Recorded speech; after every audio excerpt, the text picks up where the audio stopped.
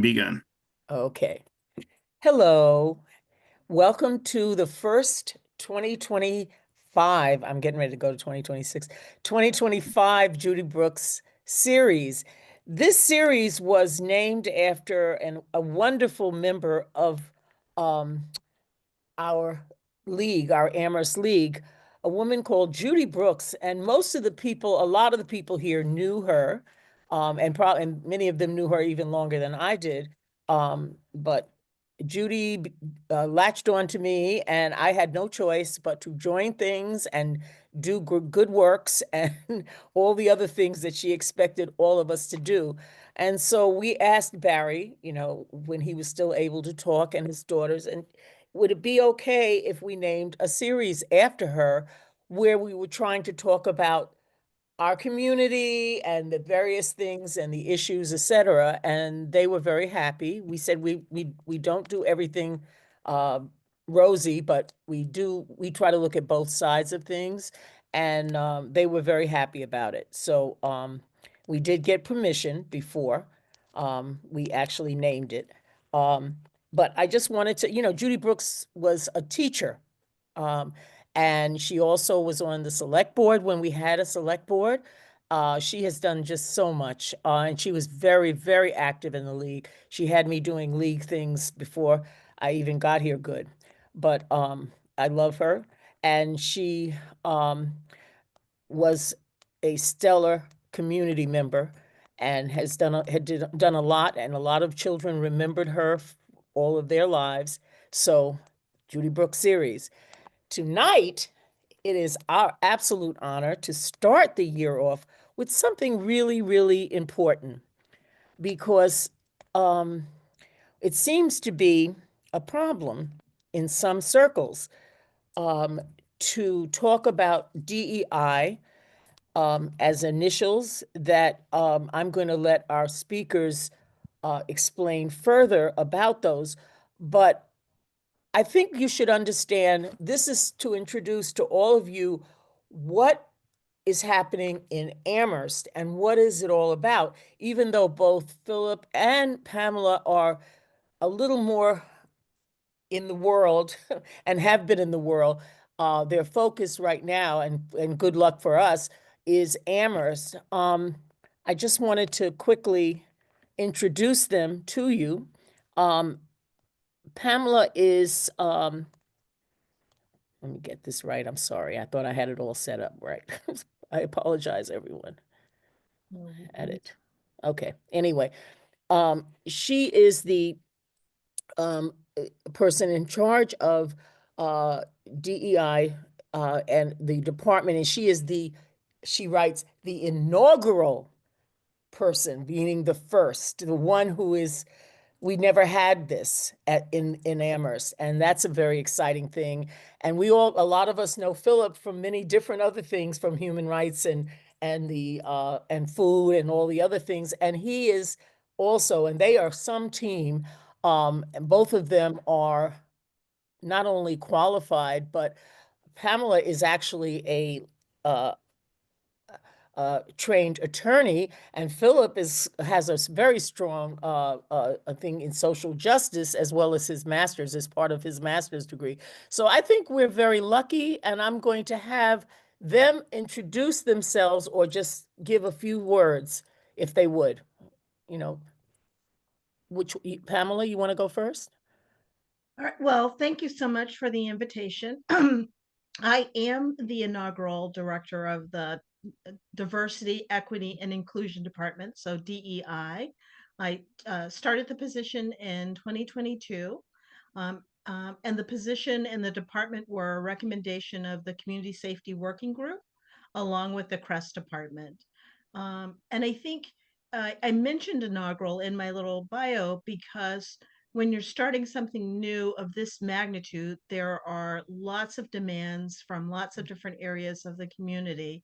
And it's important to think about the newness of this work in this community. So I'll stop there and let Philip introduce himself. Hello, everybody. I am Philip. I am the second person to hold my position as the Assistant Director for Diversity, Equity, and Inclusion for the town of Amherst, but I have been a part of town politics and different boards with the Human Rights Commission, as well as the Community Safety Social Justice Committee. And I also have a master's degree in sociology with an emphasis on social justice. And I am also a resident in Amherst, so this work is very near and dear to my heart. Okay, thank you. I would like to have you, either one of you, I know you all work, it was a really great team because Martha and I met with them and it was amazing that they really are a team, and it gives me a lot of good hope also. To explain, what is DEI exactly? What is it? What is it defined as? Yeah, so in our initial kind of coming up with discussion points, we wanted to address DEI as, that's been the kind of acronym that has been under attack lately in the current administration, as well as just kind of other groups that there are. And when you take the acronym DEI, I think it's being construed and meant to be something totally different than what it actually stands for, diversity, equity, and inclusion.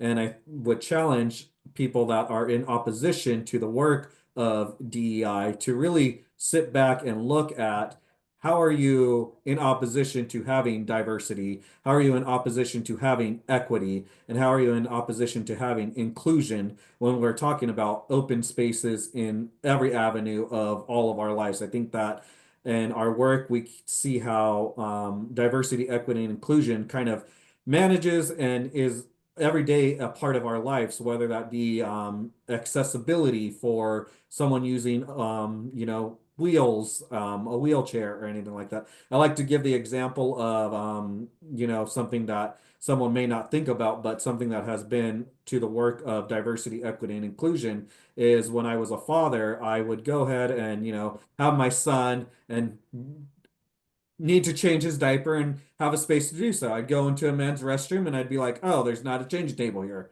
Okay, well, I guess my options are to do it on the floor, to do it on the sink. I don't really know. There's not the equipment here for me to do so. And then it's like, okay, well, I guess maybe if I was out with my partner, have her change the diaper, but then falling into those stereotypes of, having women do that type of work when it's really became a kind of inclusion type of issue in which, where now we're seeing nowadays where men's restroom are having diaper changing stations and different things like that. So when we think of diversity, equity, inclusion, it encompasses a ton more than just race. It encompasses a ton more than just gender. It encompasses just an array of our everyday lives. So I'm going to pick up, if I may, where Philip left off, and I'm going to talk a little bit about what diversity, equity, and inclusion is not. And one of the things that we've been thinking about challenging ourselves to do, just as Philip just said to you, is to use the words, to use the terms instead of using the acronym. But I think a lot of people hear the acronym and they think that DEI means affirmative action, or they think that DEI means quotas, and that is not the case. So the Supreme Court, in a decision in 1978, prohibited the use of quotas in employment. And then most recently, our last Supreme Court decision past summer prohibited the use of, and I'll put quotas in quotation marks, in admissions in schools. So quotas are illegal, and they have always been illegal since 1978. Diversity, equity, and inclusion is not affirmative action. It is not quotas. It is a recognition that there have been systemic inequities in our country, both nationally at the state level and locally. And it's an attempt to level the playing field by showing where those inequities exist and providing opportunities for individuals. So I hope that this conversation will eradicate some of the misinformation about what diversity, equity, and inclusion is and what it is not. Very good. Excellent. Okay, how does the town of Amherst feel about this in view of what's happening now nationally, and on the airwaves? I have to say one thing while I'm thinking about it.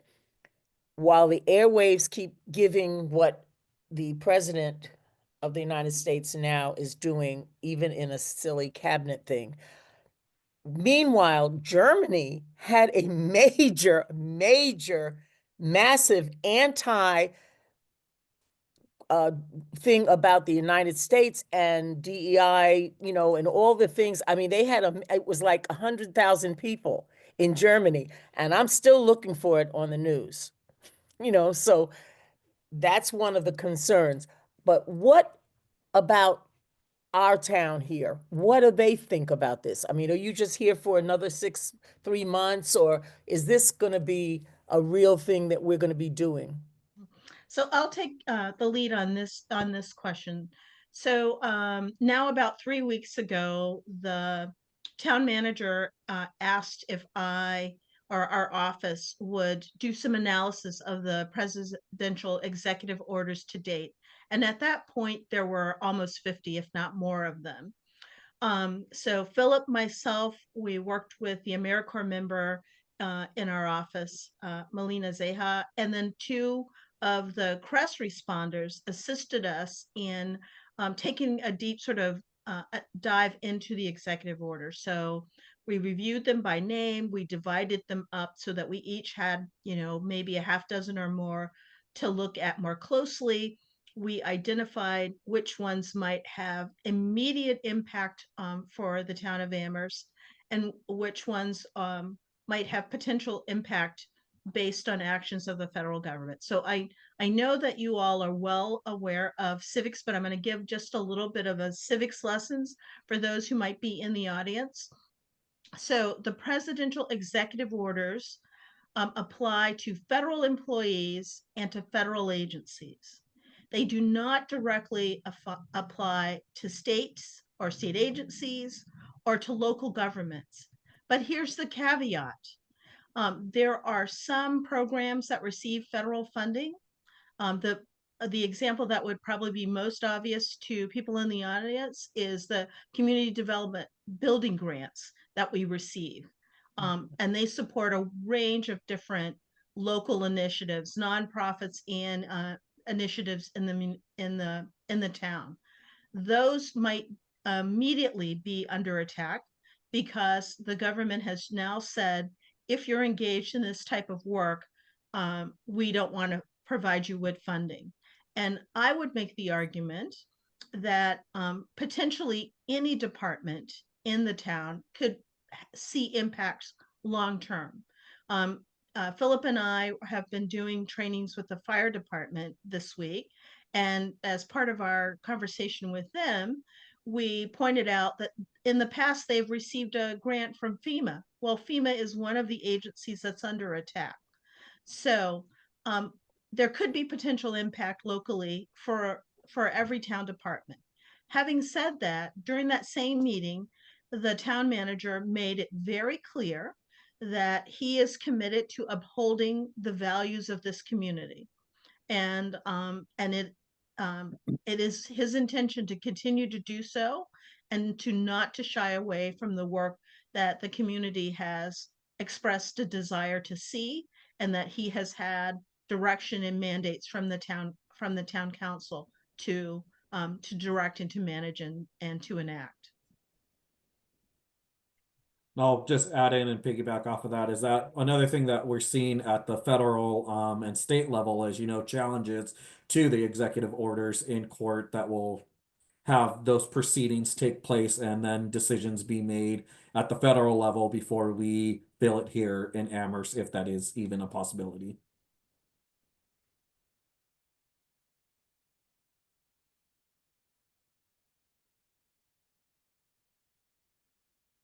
Andrea, you're muted. noise. Sorry, it was noise in my house. Some of the things, it seems like everything is going in 4 different directions on the federal level, and I'm a little concerned about the constitutional situation, in terms of being able to. I realize that the commander-in-chief and president of the United States does not know what's in the Constitution. I understand that. I have figured that out 20 years ago. But are there any things that you can tap into constitutionally that will allow for some things to happen, no matter what the degrees are, whatever they're trying to avoid? Is there anything like that that you have to deal with or look at or weigh? So that's a complicated question, and so I'm going to Sorry. give you a legal and complicated answer to it. It is unlikely, at least we hope, knock on wood, it is unlikely that the town would be called upon to respond to a federal lawsuit about the work that we're doing. And that is because most of the work that we're doing is mandated under state law. And if there is an attack on the work that we're doing, it is our hope that the Attorney General would, on behalf of this town and the other 350 towns in the Commonwealth, would be the person who would defending us. And so the easiest example of that is that there is a presidential order that attacks diversity, equity, and inclusion. That order, one of them also includes DEIA, where the A stands for accessibility. So we have very strong laws in the state to support the Americans with Disabilities Act, access to public buildings, support for individuals with disabilities, and we have state statutes that allow each community to have a commission, and for that commission to collect funds, either by grants or through donations, to direct that money towards projects that would support specifically individuals with disabilities. So one could make the argument that the current presidential executive order would say that that's not allowed, that activity would be prohibited because of the way in which the executive order is written. If there was a challenge to the work that we were doing with our disabled community, it would be my expectation that it would also be a challenge to every other community in the Commonwealth, and that the Attorney General would be the person who would be defending that action. And I'll also say, just as a caveat, so Philip and I have been trying to attend every webinar, every seminar, every lecture that's available on the topic of the presidential executive orders. And earlier today, I attended a webinar from the Society for Human Resource Management, SHRM. And it was around the topic was the impact of the presidential orders on the existing Title VII statute. So Title VII is the statute in the country that we think about as having protections for the protected classes, so race, religion, age, gender, disability. Some of the presidential orders specifically exclude some classes, so veterans has been excluded specifically.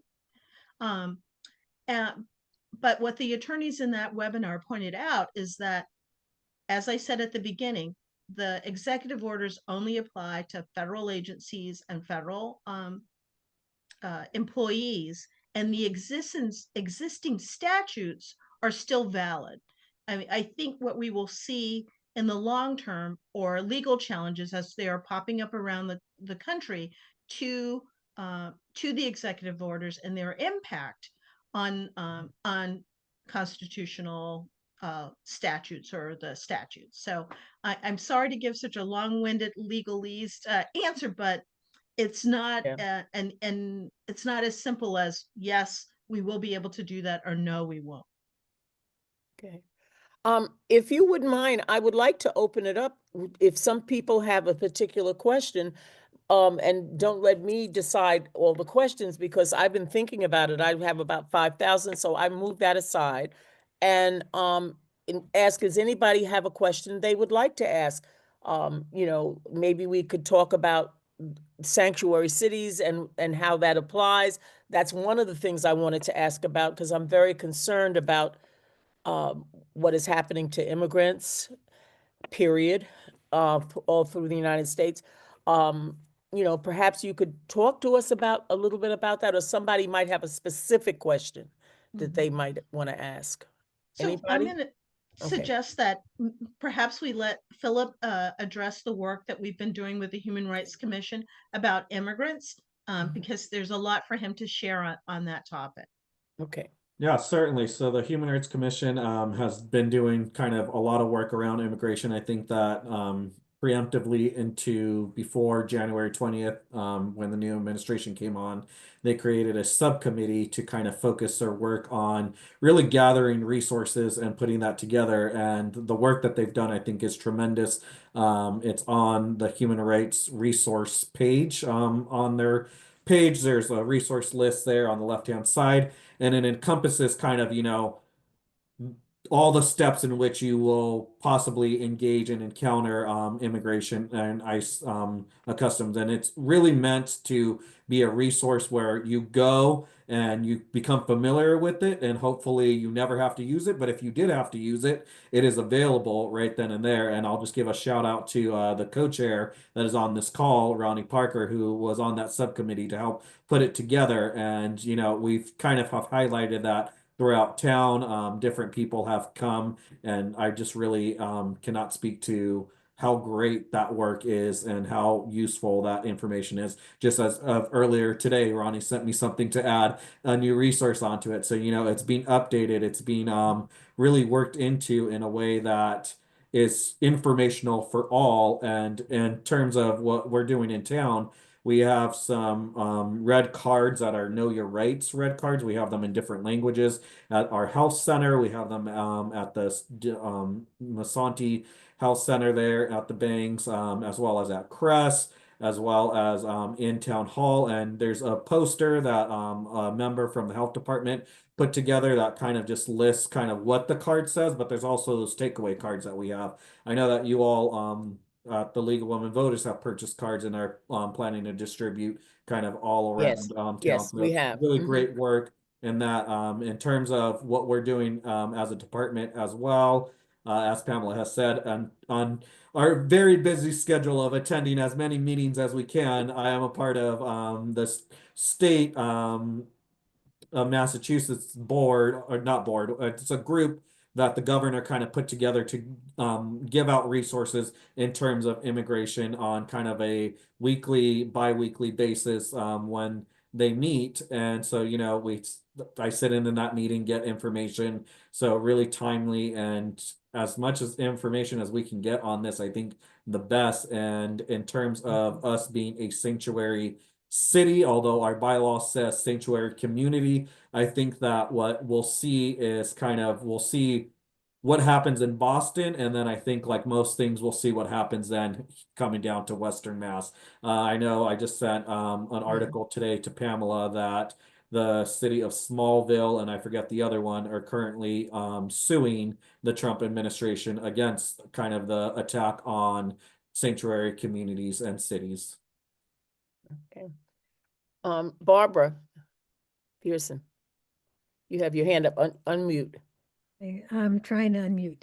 Oh, Okay, I'm unmuted. So I was very interested in Pamela saying, let's consider that DEI is not quotas.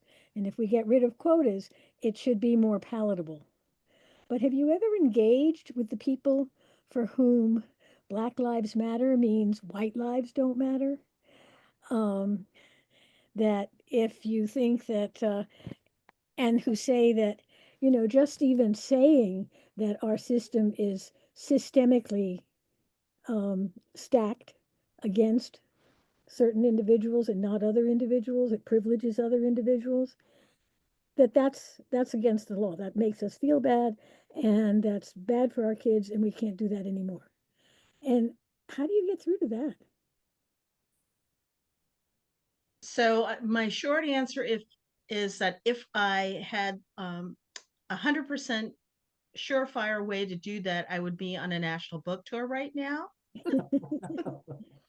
But I think the more realistic answer in the work that we try to do, it's meeting people where they are. Like, so we in our work, and this includes our work with municipal staff and employees, are going to find folks on a spectrum and what they think about this, about the work that we're called to do. And our the approach that I've always taken with this work is that I need to meet individuals where they are. I need to talk to them and share stories and narratives. Lecturing, being confrontational, being oppositional in my view does not help me win folks over. But I can share data. I can be clear and honest, and I can hear them out and give my counterpoint without being demeaning. And you are not going to sway every person, but I think that you can get agreement or consensus with most people around most of the basic things that we have.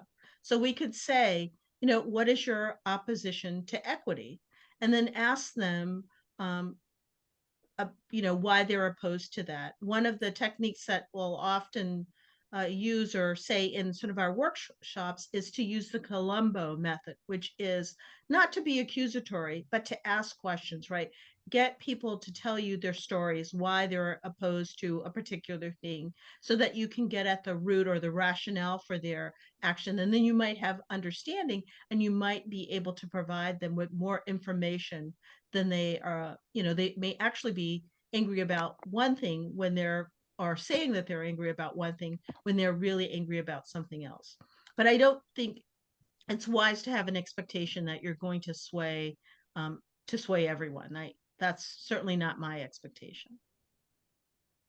Right, and I think I'll also add that I think it's that what Pamela is saying in terms of finding the commonality of, conversations and situations in which you may not fully agree with individuals, but you may be able to hear one another out and find a common piece in which you can find a path forward. And I think that to kind of the opening of our conversation when we talk about DEI and, that being an acronym that, people automatically are opposed to, but then really saying diversity, equity, and inclusion, and then having that conversation, it's almost completely different conversations in the room happening with kind of the same sentiment of those words. So have you been following Braver Angels? Do you know what Braver Angels is? I am familiar with Bravery Angels. Yeah. Mm-hmm. I think so on a personal level. So it's interesting to talk in the role of being, a municipal employee. And on a personal level, the way in which I have conversations with friends and individuals for me is really grounded in faith. But that's not something that I can't use that technique or those approaches as a municipal employee. And I know with Braver Angels, the goal is to have people with divergent viewpoints come together in a community and talk about some of these issues. And this is a perfect time for us to plug our liberatory visioning sessions, which start tomorrow night in person and on Zoom. And our goal is really to have all of the members of this community have a space where they can talk about what are the priorities of this community. And we expect that there will be some disagreements in the room, but we do hope that we'll be able to get some consensus about shared values. Nancy? Unmute. Hi. Hi, I'm very concerned about the classroom situation, about education. I read that Governor Healy received a letter saying that federal funds would be removed from Massachusetts schools if they taught any DEI classes or any courses that involve that. I have not heard what her response was. I think the Secretary of Education has indicated that she will not support the teaching of African American history in our public schools. I was a high school biology teacher in the 80s and went through a long period, it was almost a decade, of backlash about teaching evolution in the public schools. It's going to be a very slippery slope that we don't want to go down when the federal government start telling us what we can and cannot teach in our public schools. So Very I'm good going to point. start by saying that I'm not familiar with the letter that the governor received, but I also share your concern about the federal government dictating what's taught in our public schools and certainly in the colleges and universities. I think colleges and universities are an easy target for this administration around diversity, equity, and inclusion programs and initiatives, because almost all of them are, I think the last that I was aware, there were only 2 higher ed institutions in the country that did not receive any federal funds. And for our R1 institutions like UMass Amherst, or private institutions, even like Amherst College, there's a reliance on federal funding for student financial aid and other programming. And so that fiscal pressure is going to be easy to apply. My short answer to like a prohibition around teaching, African American history is, and this is a flip answer, so I'll say that right from the start. I don't really care whether you teach African American history. I just want you to teach the truth, right? And if you are truthful in your approach to teaching history, then it will include African American history. It will include Mexican American history. It will include, Chinese American history. Let's just be truthful about the information and comprehensive about the information that we're shared. Now, I that's a very flippant answer, but I don't think that we need to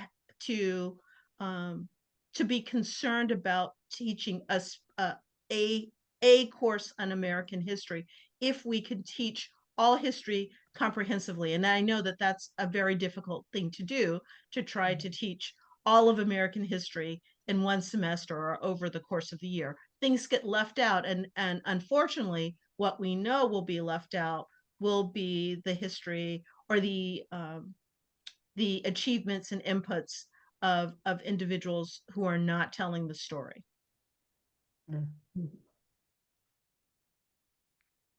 Okay, Martha? Yes, well, I certainly agree with everything that Nancy said and that Pamela answered. I really think that trying to ban books, I mean, you've heard already the orders that in any of the schools for the military around the world now, books on certain subjects are banned, and et cetera. So, this whole thing of trying to, be the sole person who defines the ideas is, I think, is the scary part. Yeah.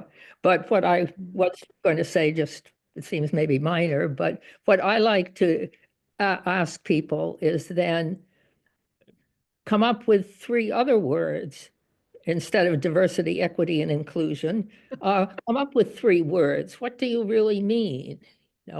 Isn't DEI in its broadest sense really meaning treating all people of all backgrounds, all abilities with respect? And so my 3 words then for DEI would be treating everybody with dignity, equality, and integrity. So that's my answer, is you just distill it into something much broader of how you treat people. Yeah. So, okay. Yeah. Yeah, that's great. I think that's a great sentiment and plug-in for kind of the work that we're doing here at the department. When I came on in August, we kind of just looked at our website and our framework in which we wanted to kind of move forward this upcoming year. And Pamela and I kind of refocused and reshifted some aspects. So we kind of highlighted 4 aspects that are on our website. The first one is education. And so educating the public, as well as educating town staff and departments through workshops and department workshops, community events, having access and accountability for the town. So having, a town that is accessible to all and accountable for the work in which we do. And I think that one thing that we've kind of seen in our departments and a way in which we're accessible through language is through our pocket talks that the town has recently purchased, as well as kind of with our trainings here in town departments. We have an earmark from Representative Mindy Dahm to help out with translation services. And so we identified some projects that we can work with town departments in collaboration to make a more accessible town. The third one is collaboration, and collaboration looks like exactly like tonight, where we get invited to speak about our work, and from nonprofits, organizations, businesses, what have you. And so having those collaboration pieces where we can highlight our work in diversity, equity, and inclusion, which can also look like we put together a 413 Connect DEI group. And so that encompasses our local public schools, our colleges, and just local practitioners in DEI that work together and just come together quarterly to talk about the works in which we're all working in this framework. And lastly, we have belonging, and making Amherst a belonging community to all that visit here, to all that work here, and to all that would like to just be a part of the Amherst community. So when you break down the work of the Diversity, Equity, and Inclusion Office, these are all encompassing work of what we would like to see of a larger Amherst. And as Pamela has kind of pointed out, tomorrow we do have our Liberatory Visioning event that is also meant to do that type of work. Could you give us a little more information about that?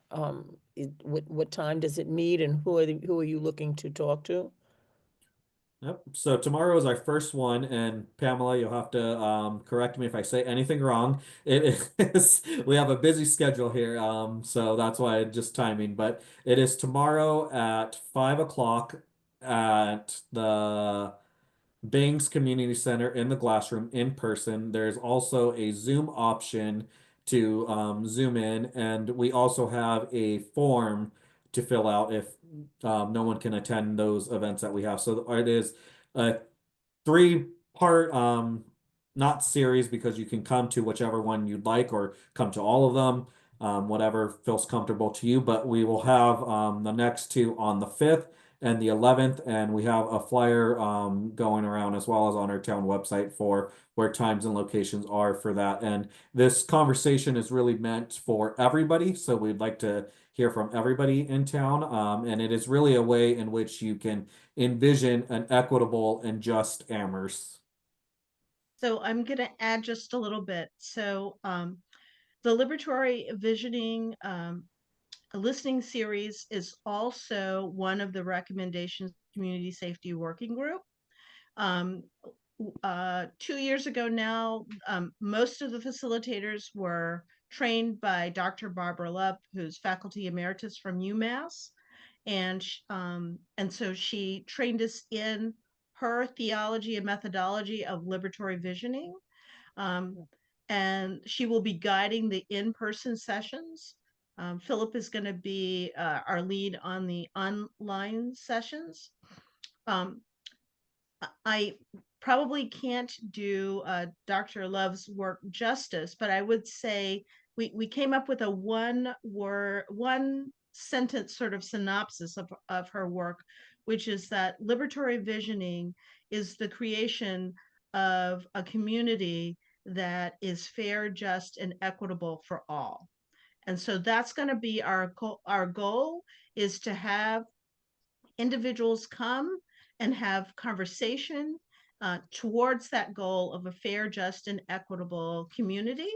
And we're going to hopefully, through the 3 listening sessions, set some priorities and create with Dr. Love. Philip and I will synthesize the information and create a strategic plan that we can then provide to the town manager, that he can then provide to town council. All right. Did anybody else have a question or a comment? This sounds very interesting. I'm trying to look at my calendar because I happen to have a lot of respect for Barbara Love, but I just really would like to hear about it more. Yeah.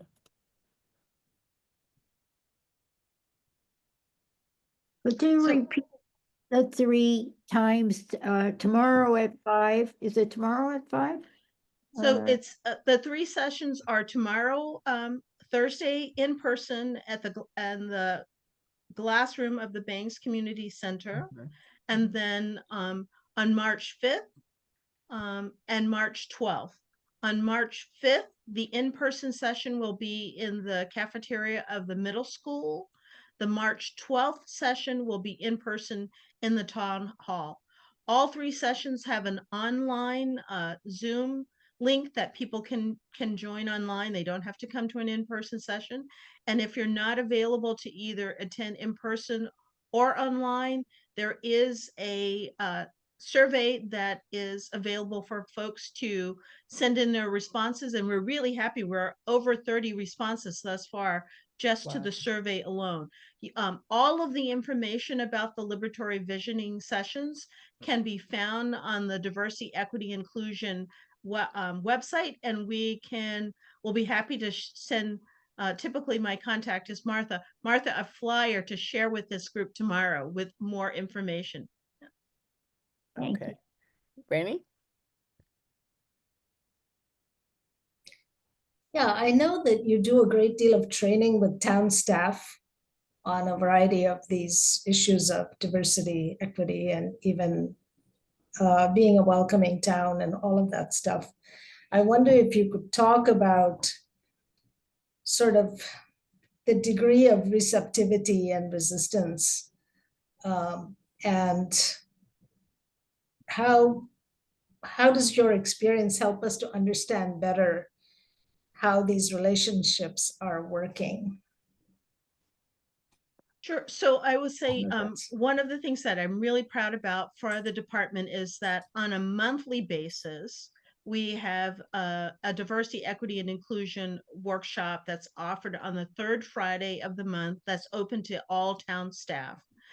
Primarily, it's attended by staff from Town Hall, from the Bank Center, and from Rec. It's very difficult for DPW, fire, and police to come to those monthly sessions. So in addition to those monthly sessions, we have a commitment to do a specific workshop tailored to each department at least once a year. So we last week just completed the series that we did for Jones Library, and this week we did 3 of the 4 for the fire department. We'll complete their series next week. Prior to designing each of the workshops, we sit down with a staff member from the department to ask about the specific needs of the department, what we think would be helpful to address. In the case of the Jones Library, we chose to do a workshop that used the methodology of appreciative inquiry to say, we know that a lot of things are going well at the Jones, and that you're engaged in a lot of work that could be under the title of diversity, equity, and inclusion. They have ESL, they have story hours, they have teen, they have the drag queen, rainbow hour, lots of different things. Let's use the approach of appreciative inquiry to decide what could we improve on, knowing that you're already doing good work. And we got some wonderful ideas, or, Sharon Sherry got some wonderful ideas from those conversations that I think she'll be able to take and use in enhancing the work at the library. The conversations at the fire department were really fantastic. And having a workshop in the fire department is challenging, because the minute there's an alarm, then 5 people are out the door.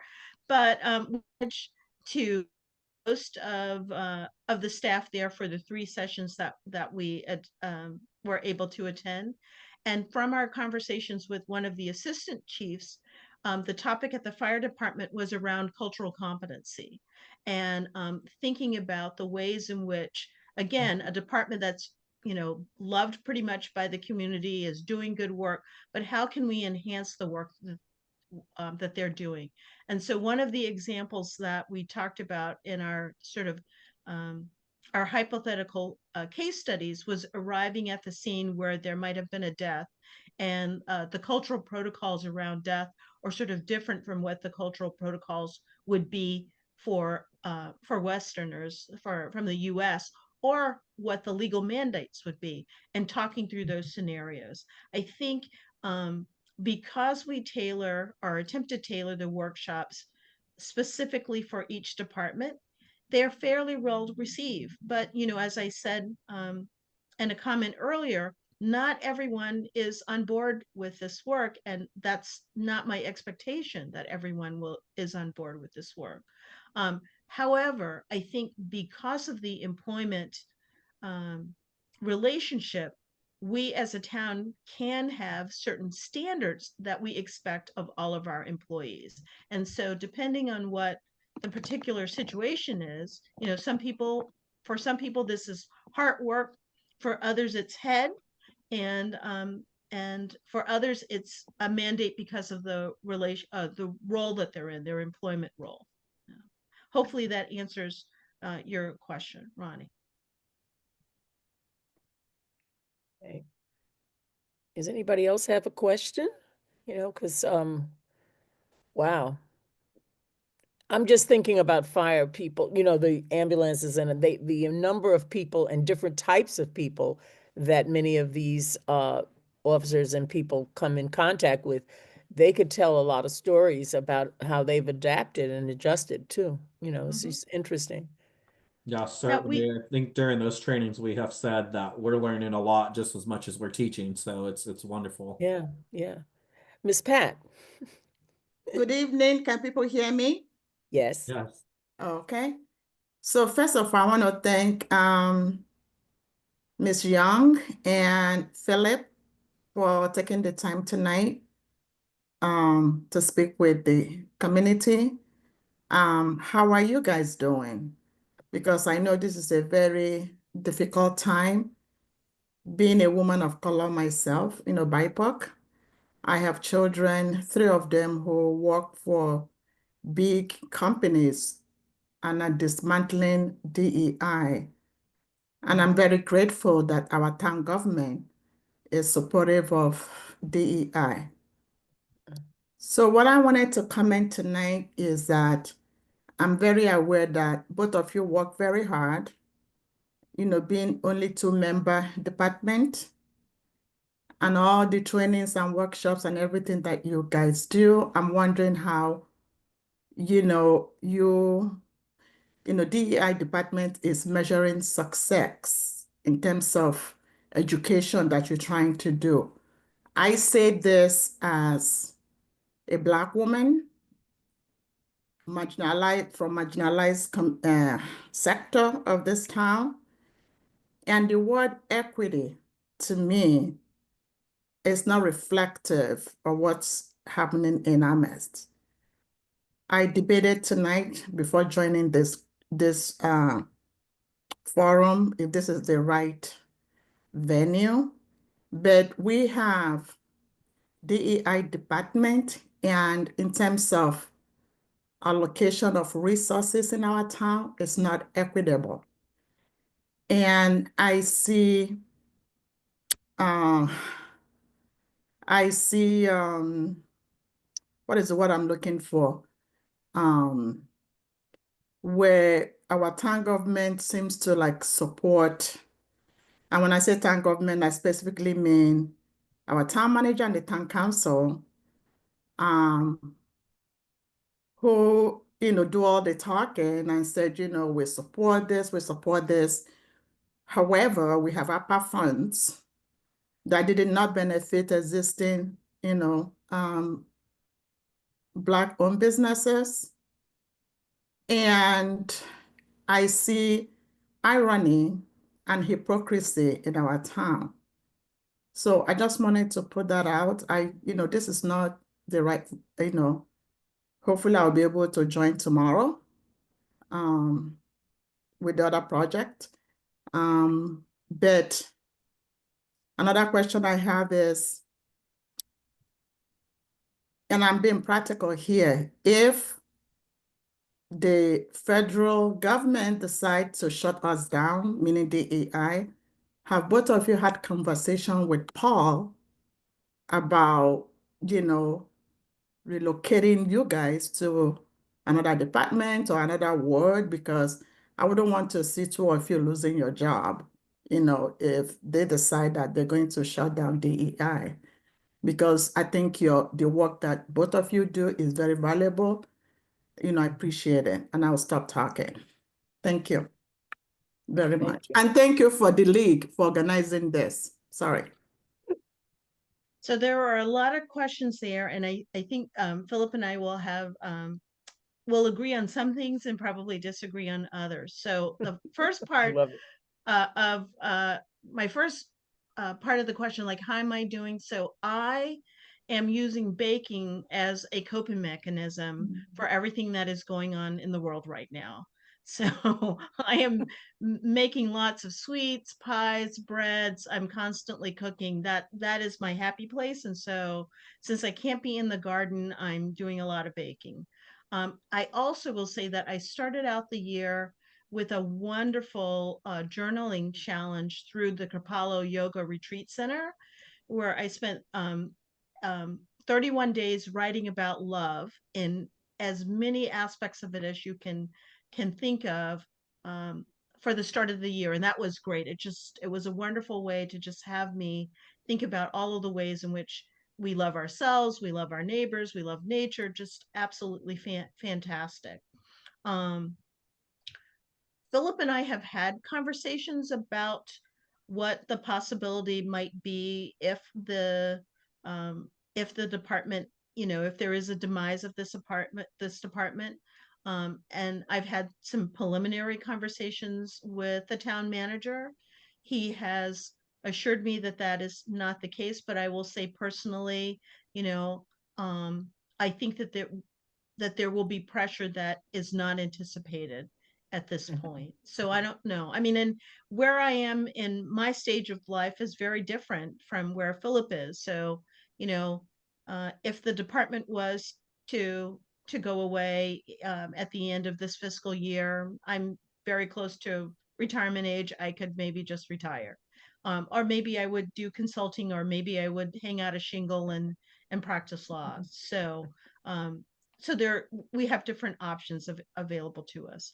As far as the equity among municipal funding, it is a challenge. I mean, we are trying to do work on a shoestring budget, and by coincidence, we just started our meeting with the town manager and the finance director yesterday about the potential budget for next year.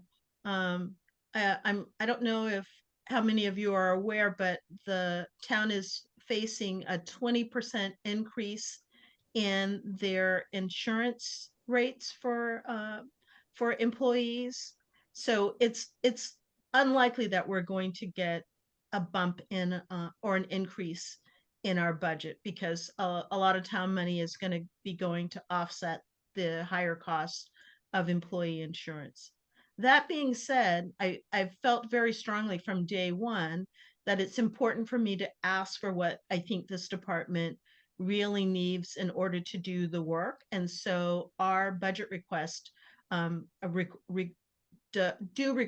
reflect what I think are the needs are for this department, which I think it's probably okay to say publicly. So we asked for a part-time administrative assistant. We've had the joy of working with our AmeriCorps member, and I absolutely have to say, working with Melina has been an absolute joy. It has made our life so much easier. The three of us have worked so well together, and we have been able to accomplish just amazing things. And so we know that having, administrative support would be really important. We've also thought about the support that we would need for our operating expenses. So the HRC and the DEI department, or the Diversity, Equity, and Inclusion department, made a decision this year to really reduce the number of cultural events that we did, and to have one major cultural event, which is another plug for the Amherst Global Village Festival, which will happen on Saturday, April 5th. And so we have decided that it would be really wonderful to have the community all come together and to highlight in one event. And so we've been working really hard to have that event be successful. We've partnered with the chamber in the bid, and Philip has very wisely connected the Youth Empowerment Series, which begins on Saturday, to the Global Village by having our Youth Empowerment Series. This first one look at entrepreneurship with the goal for the youth who are involved in it to create a product that they will be able to sell at the Amherst Global Village. So we're trying to really get as much capacity and as much synergy from all of our activities. And it's exhausting. So this week alone, we are working every night, every night except for Monday. We worked last night. We're here with you tonight. We have an engagement tomorrow evening. We don't have to work on Friday night, but we have an engagement on Saturday morning. So, there's a lot of work going on. And I think in addition to baking, the way that I'm coping is just giving as much energy to this work as I can, because I'm, fully committed to it. And I'll stop talking there and let Philip give you his responses. Yeah, I think Thank you. personally, it's always been something that I do in terms of, I just put my head down and work. And I think that has been kind of my mantra since I came into the department. I think we've made a lot of initiatives happen since August in terms of the work here at the DEI office. And, we're looking ahead, and we're being realistic about it, right? Those conversations are happening at the federal level and are happening close to home. And so we really just are looking in terms of what it is that we can do for this community, what it is that we would like to do as a department, and what it is that we can do to just bring everybody together. And one of the other shout outs that I'll do, and thank you, Miss Pat, is that we also are having speakers in that entrepreneurship series that is tied to the Global Village from BBAA. And so, we're having these community partnerships that we're really trying to work together and just uplift this community as much as possible. Thank you. Martha, I'm sorry. Will you finish, Philip? I'm sorry. Yep. Oh, okay. Martha, you had another question or comment? Well, I'd let anybody else go first if they haven't commented yet, but if not, I'd say a couple things. No?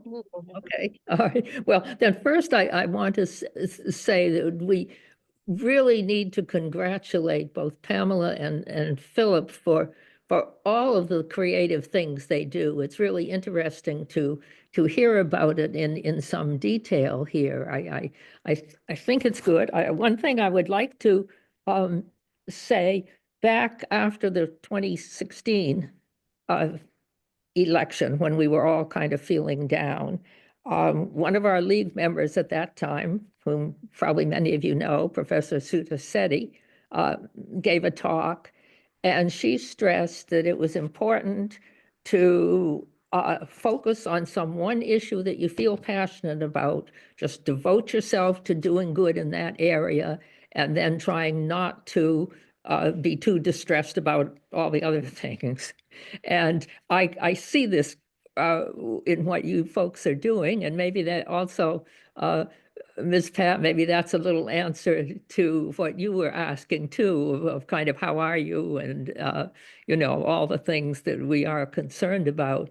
We just have to try to say, okay, what can we do, and try to focus on that. And one thing I might ask also, I know that Philip, I think you are the one working with Ray Harp and the Recreation Department and some of the programs for youth, particularly the morning movement and the RISE program and so on. No, I'm saying, I just wave. It's like, starts at 7 a.m. Yes, yes. Okay, but thank you, thank you. It's all you very do. good. Mhm.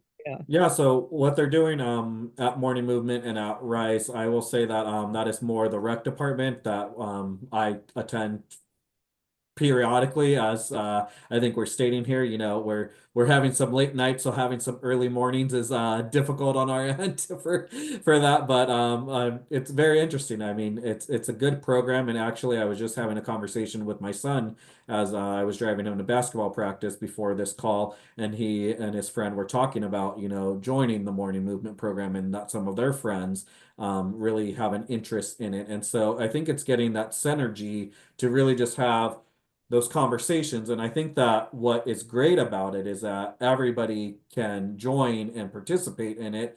But there are some individuals that really need this program, right? There's some individuals that are in marginalized groups that, you know, don't have an opportunity to eat before school. This allows for that to happen. Doesn't have an opportunity to engage in physical activity outside of the school. So this allows for that to happen. And so with having these programs, it really just creates that inclusive piece where, you know, as a town, that it just is great to see. Yeah, yeah. My youngest grand participates. Yeah. I'm amazed. It's like, I drag myself up when someone else was taking him, but you know, and my daughter does it. She takes them and then comes back for the other one because they have to be there at 7 a.m.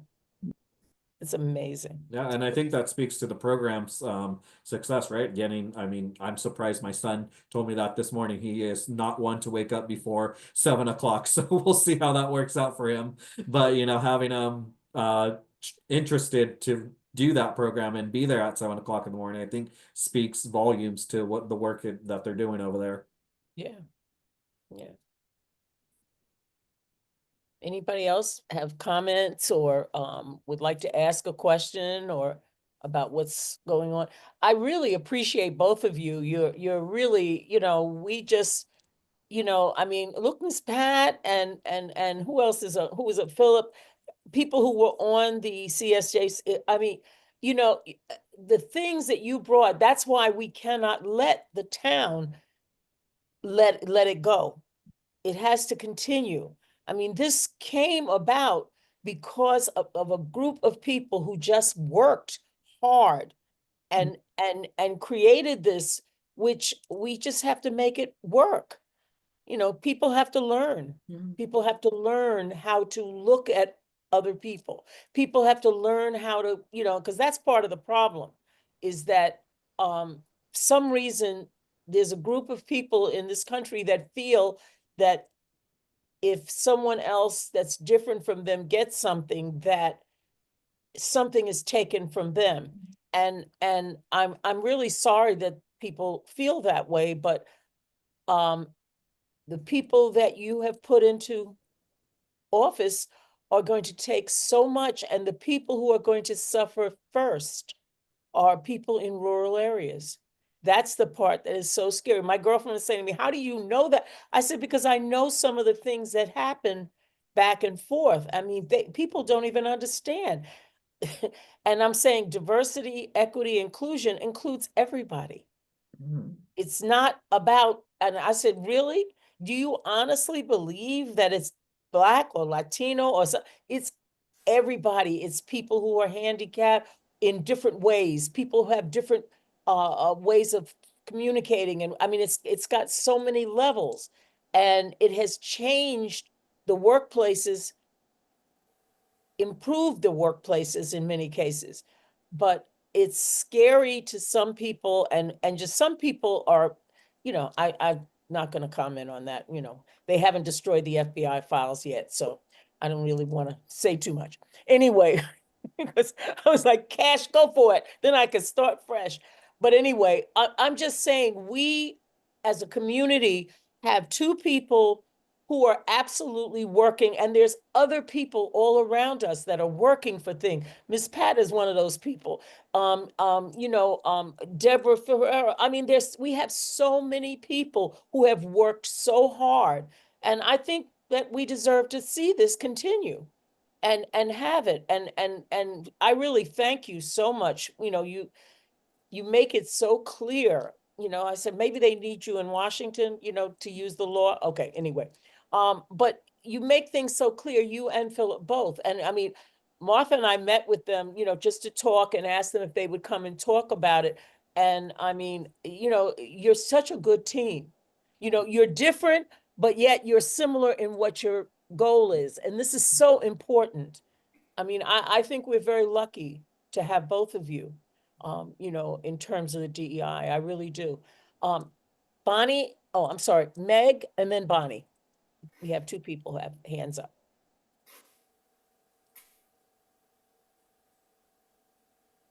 Okay. There, I unmuted. Oh, wow. Could you Oh I my say, saw you God. struggling. could you say a little more, yes, a little more about what we can do for our undocumented friends and neighbors? The league has a racial justice committee, as most people know, and we have a subcommittee working on that. We have these red cards that we're printing and giving out that help people, that several of us on this call have given them out just today.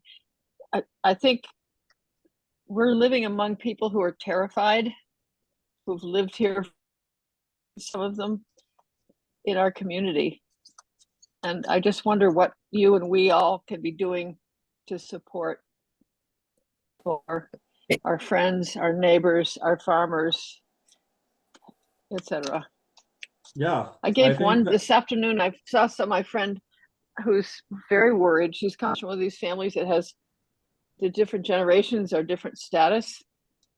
You know, I might get taken away, but my daughter wouldn't, or my daughter would, but my grandchild wouldn't. You know, these horrible family dramas that are just hard to imagine what it means. People who've lived here for 20 or 30 years having their families kind of ripped apart by generational birth issues. And just interested in what you're doing and what we all could be doing more. Yeah, thank you for bringing that up. I think I'll that stop talking. what you all are doing in Just if terms anybody of wants some red cards, yeah, these are the cards. Just let us know. yeah. What you all are doing in terms of providing red cards, providing resources, I think that speaks volumes to helping individuals. The reality of it is that, you know, undocumented people, immigrant as a whole, just class, is that there's a lot of fear. There's a lot of fear in terms of accessing webinars, in terms of accessing things in person. So the more availability that there is online in a presence in which you don't have to go somewhere to go get something, that is great to kind of have those resources. One thing that I will highlight that maybe the league may take on and work with another organization or bring it up to the Pioneer Valley is that I think a lot of you know my background is that I'm from California, which has a huge immigrant and undocumented population. And out there, they're doing a lot of community kind of outreach and different words in terms of community response. So what it is that, you know, if there's an ICE presence in an area, you report that out, and you report it in kind of in that timely way where it's not to send fear into the community rather than to educate the community that, hey, this is what we saw in this moment, and this is what we can verify that we saw ICE in a parking lot, in a Target parking lot, whatever it is. So then that way that information can then trickle down to the individuals that need that information, that again can be in a text message receiving it, in an email receiving it, to where it's not necessarily locked in. You know, if we all engage in those type of activities, it becomes more difficult to single out an undocumented person or an immigrant. Yeah, thank you. I'll mute. Okay. Bonnie? Yeah, I have a couple of questions about communications. Our league has been finding that there's difficulty in getting communications going, especially getting to town council. I wondered if any of your training programs include members of the town council and also the police department. I was surprised to see in the news that the union for the police department didn't seem to be too open to the resident oversight board, and wondered if you could comment on that. So let me start with the communications part of the question first, which is for most of last year, the town was without a communications director. Samantha Giffen, I believe, started in maybe July or August. So she's only been on board for a short period of time, and she is working to enhance the communications for the town that were really sort of non-existent for almost a year. She has revised the Diversity, Equity, and Inclusion website. She has revised the Human Rights Commission website. She's working with me to update the Disability Access and Advisory Committee workshop, and has been very responsive when we've found things on the website that are not ADA compliant. So she just sent out a memo today. But she is an office of one trying to do all of the communication for for the town and support all the departments and the town council. So I would say if there are specific issues, directing an email to her, I think you'd find her very responsive and willing to listen to suggestions about things that might be better. What is her name again? Samantha Giffen, Giffen. Great, great. And she's a communications manager. Both the town council has, I guess, informed the town manager that they are interested in having some sort of workshop or training around diversity, equity, and inclusion this year. He's waiting to find a little bit more specific information about what they're seeking in training, and it's likely that our office will prepare a request for proposals to have external consultants do that work. And in conversation with the town manager, the question was raised about our department doing the work, and I think Philip and I could do it and do an excellent job. But I also know that we have a lot on our plate, and knowing the dynamics of the town council, it's my advice to the town manager that an external consultant might be a better option. And so that's in the works, as well as we hope will also be part of that RFP opportunities to have this conversation with the more than 40 boards and committees that exist in town, because we haven't begun to work with that group at all. And then finally, the police department, like every other department in town, will have an opportunity to have a specialized or specific workshop designed for them.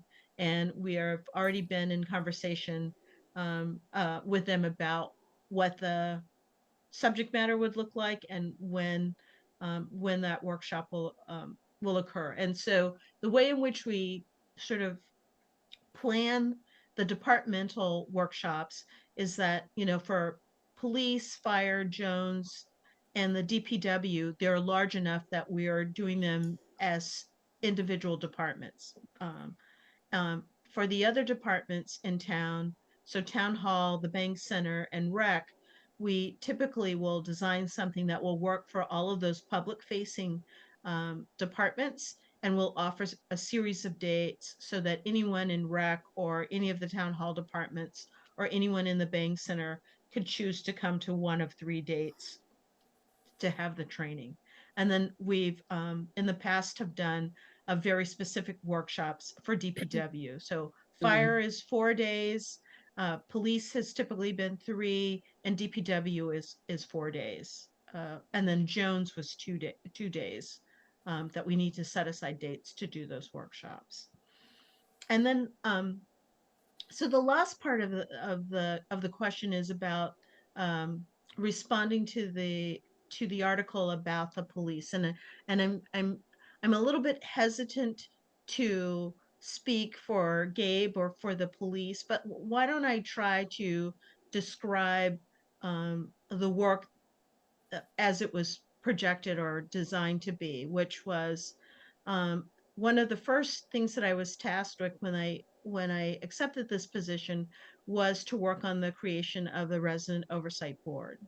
And initially in 2022, we issued an RFP. We received several proposals back. They were far more expensive than the town really anticipated. And so in those initial RFPs, it was my desire that we hire one consultant to do 2 very distinct aspects of the work. Someone to work with the community, and then someone to work around the technical aspects of creating the board, right?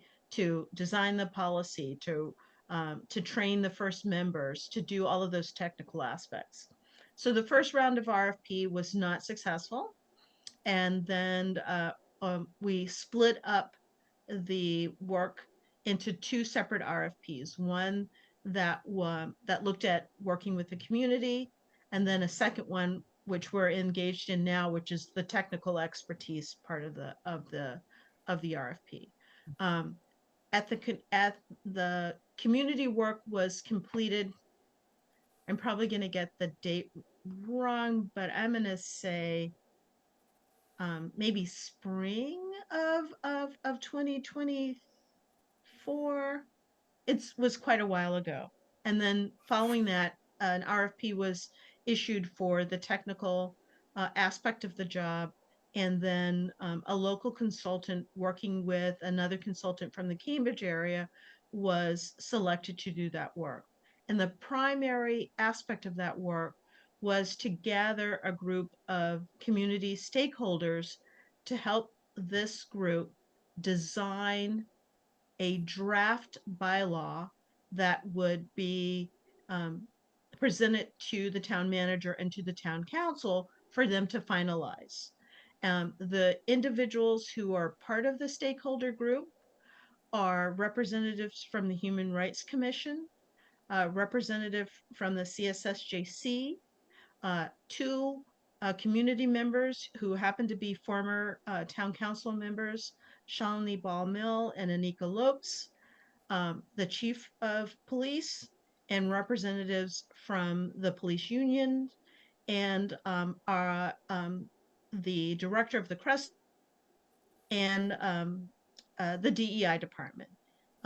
So in the meetings, Philip takes on the active role of being a part of the group, and I take on the role of being the support for those meetings. And, obviously we work as a team, so we're splitting the duties, but it's Philip who's engaging in the conversation because he has the expertise of coming from the DEI department, as well as the role of being a community member, having lived here in Amherst and had experience with the police department.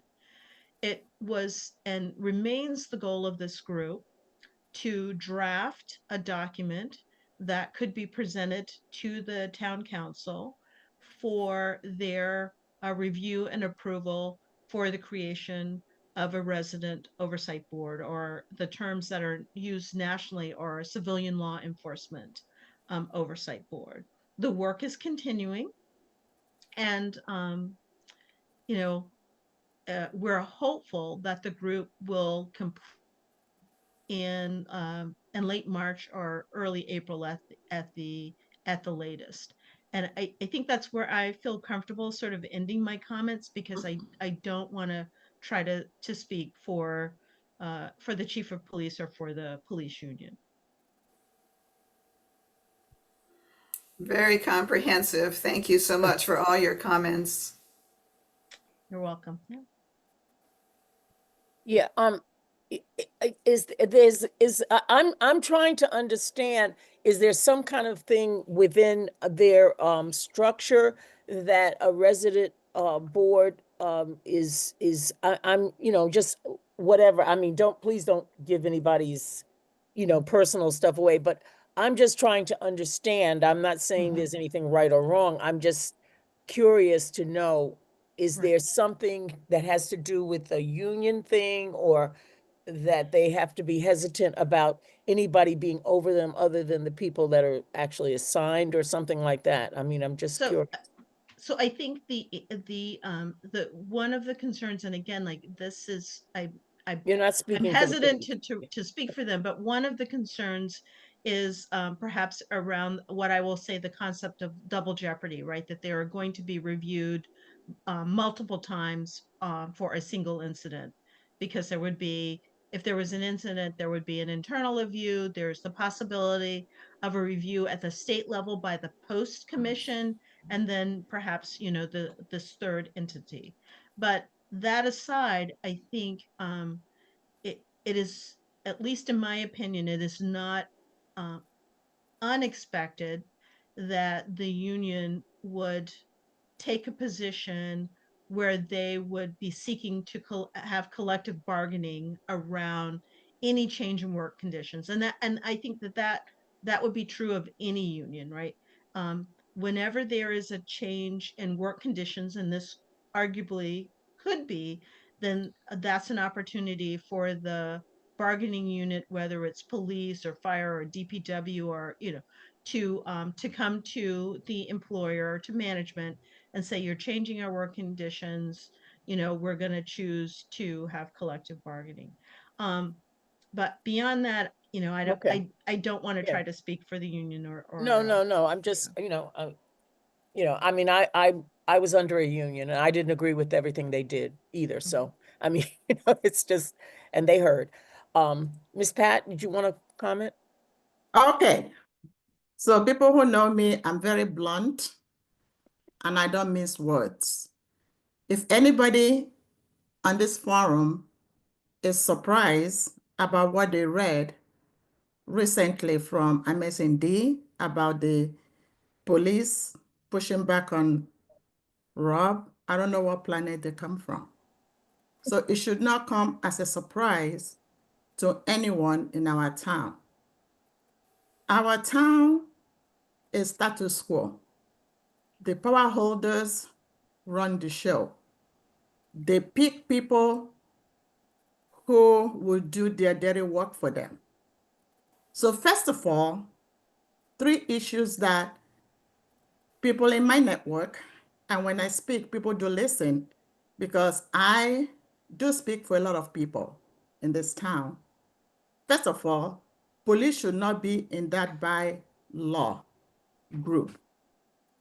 Secondly, at this time where there is so much conflict and squabbling happening in that group, honestly, some pockets of our town already, especially Black community, and it's not all Black community, we're not surprised.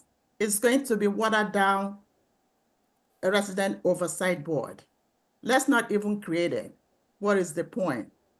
We see what happened to CSWG. We made recommendation for youth center, for example, but we have money to put into Banks Community Center, okay? And Bank Community Center is not a welcoming place for everyone. I'm a senior. I am a senior. I'm over 65. I would never use that place, for example. And so what am I trying to say? CSSJC is just advisory. They, whatever they recommend, the town council do not listen, do not want to partner with them or make any changes. So this is another check-off box. The police union doesn't want it.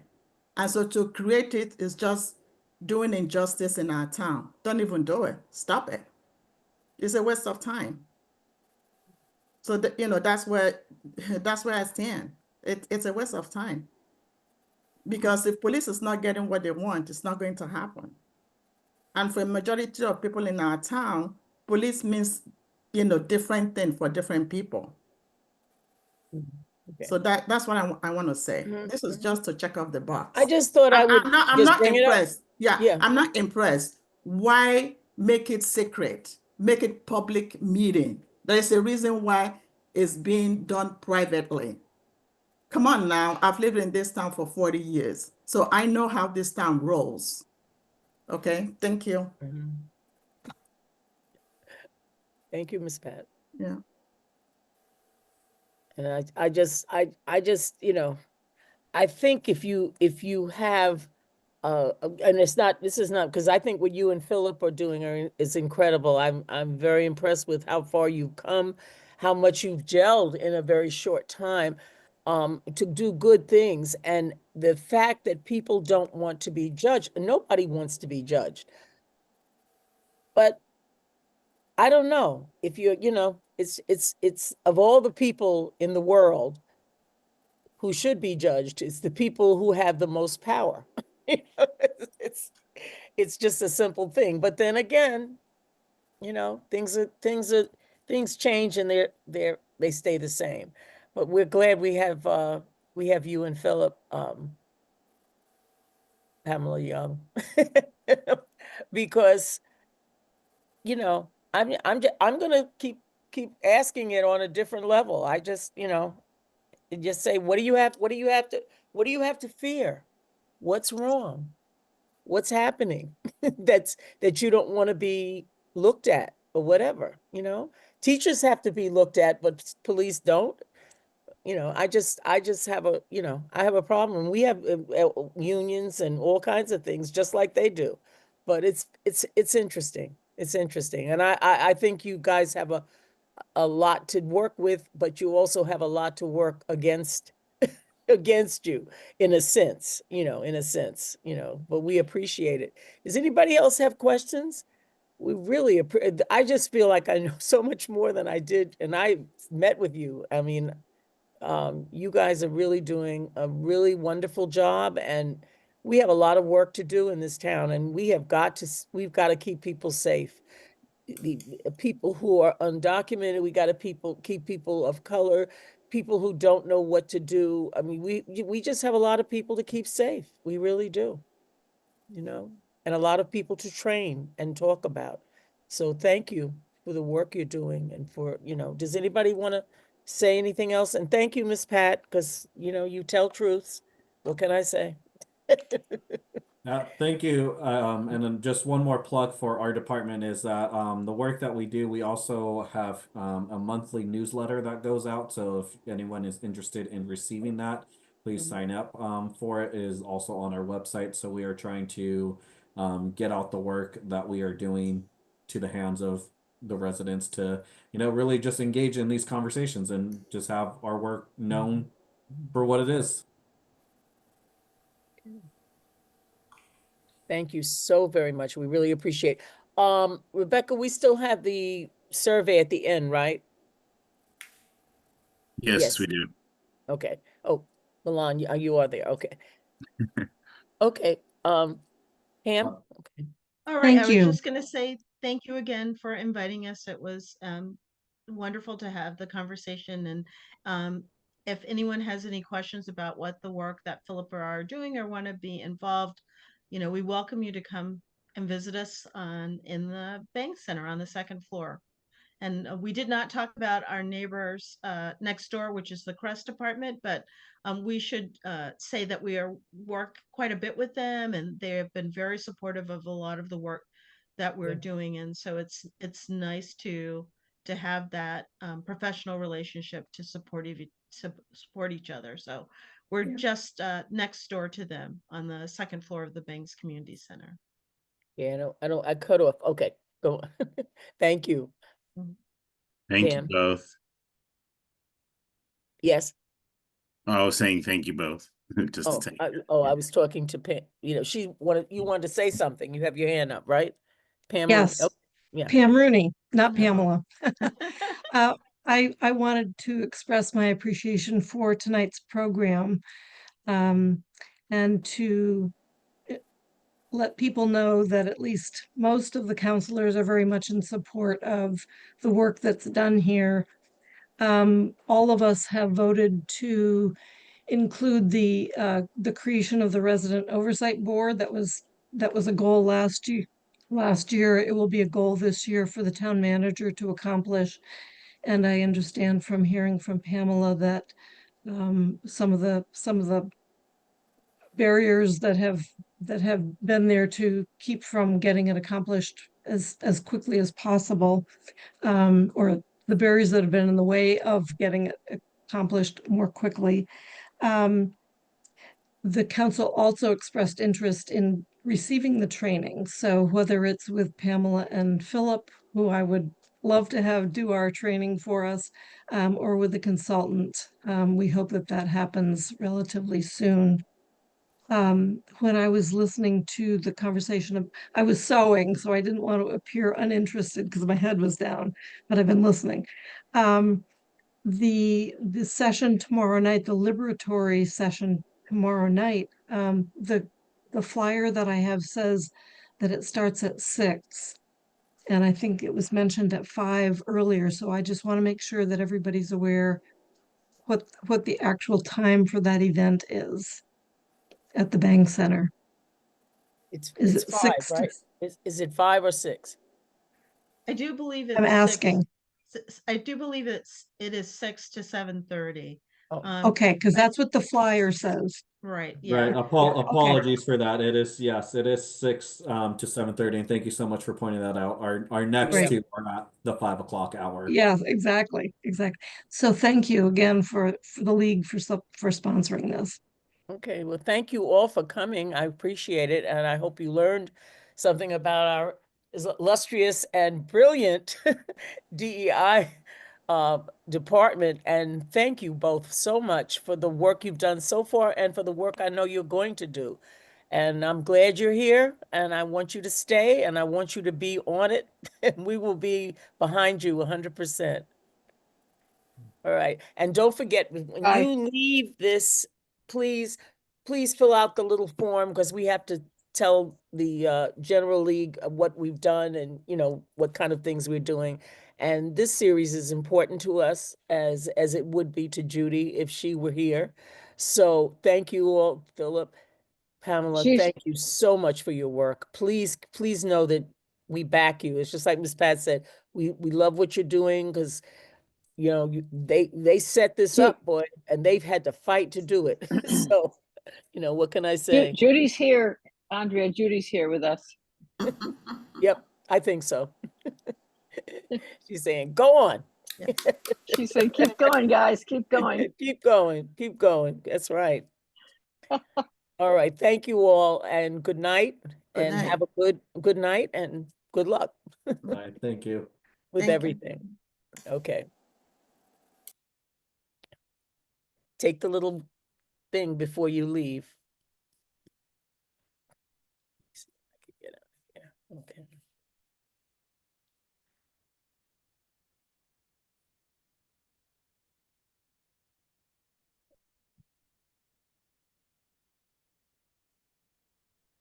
Thanks, Andrea. Good job.